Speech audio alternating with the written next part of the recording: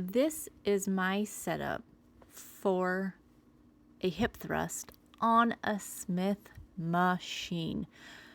I'm giving you a walk around because I want you to see what I am using. I'm using a flat adjustable bench.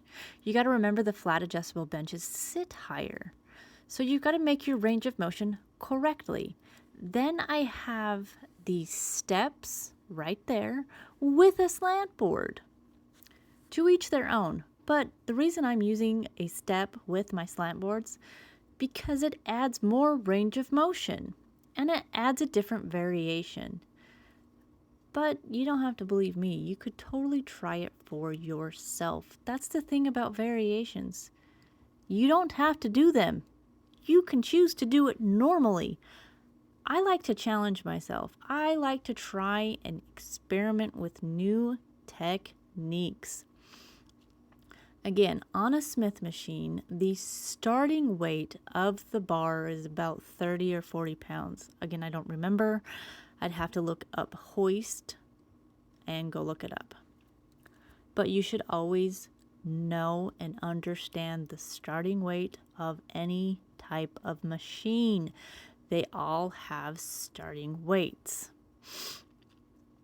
So when you're doing a hip thrust, you want to make sure you're not just thrusting around, just willy-nilly doing God knows what.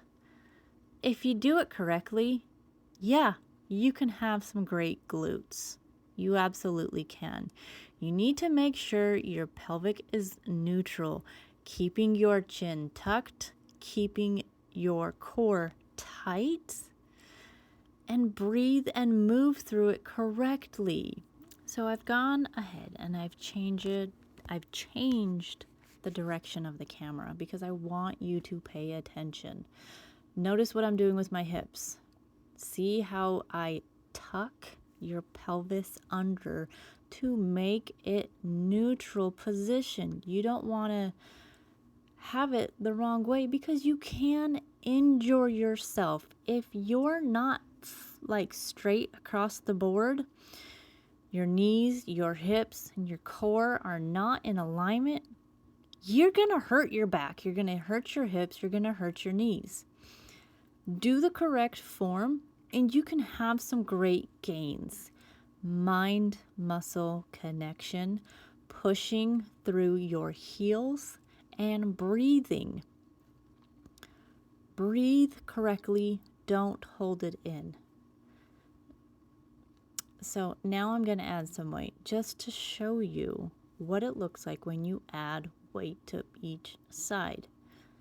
So this is my starting weight. You use the weight according to what you're comfortable doing.